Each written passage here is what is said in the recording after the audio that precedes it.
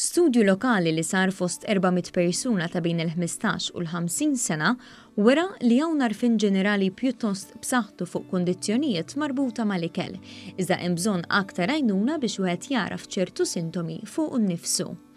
Kważi 93% ta' dawk li ħadu sehem fl-istħarriġ wieġbu li huma familjari mal-kundizzjonijiet li jeżistu marbuta mal-ikel. Il-kundizzjonijiet li semmew l-aktar kienu l-anoressija u l-bulimja, imma semmew ukoll l-obeżità, l-allerġiji għal ċertu ikel, id-diabete u s-celiac. 14% qalu li jafu lil xi ħadd b'waħda minn dawn il-kundizzjonijiet, filwaqt li 3% qalu li huma jew xi ħadd qrib tagħhom għandu kundizzjoni marbuta mal-ikel.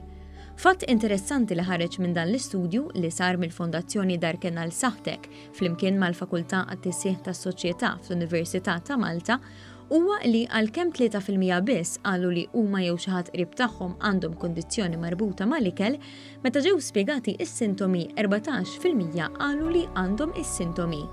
Il-psikjatra Anton Grek qal li dan juri kif meta niġu biex inħarsu lejn anfusna ma nirrealizzawx li għandna ċertu kundizzjonijiet. Dan iwassal messaġġ li huwa importanti ħafna li nagħtu każ aħna minn xi għaddejjin u jekk xi ħadd jiġbdilna l-attenzjoni fuq xi ħaġa, speċjalment xi ħadd li jgħożda xi ħadd qrib tagħna, jgħidlek isma' minn tixtikol sew qed tinkwetani, mhux ninjoraw, imma nagħtu każhom u naraw għandhom xi raġuni jew le. Il-Professur Grek spjega li minkejja li dawn il-kundizzjonijiet jinsabu fost kull faxxa ta' età, anki anzjani, l-adolescenti huma l-aktar suscettibbli. Spjega wkoll li fil-waqt li sa ftit ta' snin ilu dawn il-kundizzjonijiet kienu komuni l-aktar fost it-tfajliet, riċerka riċenti turi li dawn il-każijiet dejjem qed jiżdiedu fost il-ġuventur.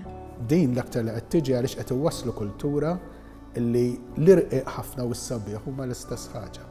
Speċjalment il-medja u l-images li jagħtu li ħafna drabi jkunu unrealistiċi, ġifieri tara ritratti ta' ċertu nies x'kien tarahom fil-verità tgħidil l-istess waħda, imma dak li jkun qed indaħlulu f'moħħu li biex tkun sabiħ trid tkun irqiq ħafna. Huwa importanti ħafna li meta xi ħadd iħoss xi sintomi jew jiġi maraf minn dawk ta' madwaru jieħu azzjoni mill-ewwel.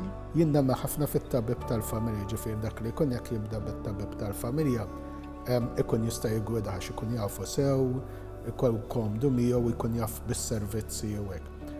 Għajnuna teżisti ħafna ġerment mhux dak li jkun imur għand psikjatra mal-ewwel ħafna ħażma li għajnuna psikjatra biss.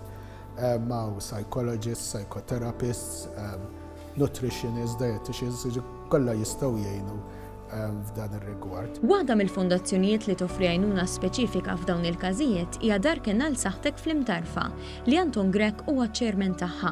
Is-servizzi jikkonsistu fi programmi residenzjali.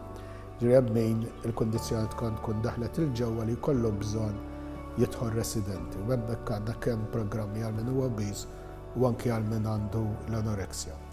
Preżistu wkoll servizzi dawk li ngħidulhom outpatients li dak li jkun mhux bil-forsi mur residenti imma jmur darba darbtejn fil-ġimgħa skont il-każ as a day user ngħidulu jieħu servizzi u jerġa' jmur lura lejn id-dar. Biex wieħed jagħmel użu minn dawn is-servizzi għandu bżonn biss ittra ta' referenza mit-tabib tal-familja u għal aktar informazzjoni jista' jikkuntattja lil Darkenal Saħtek fuq il-paġna ta' Facebook.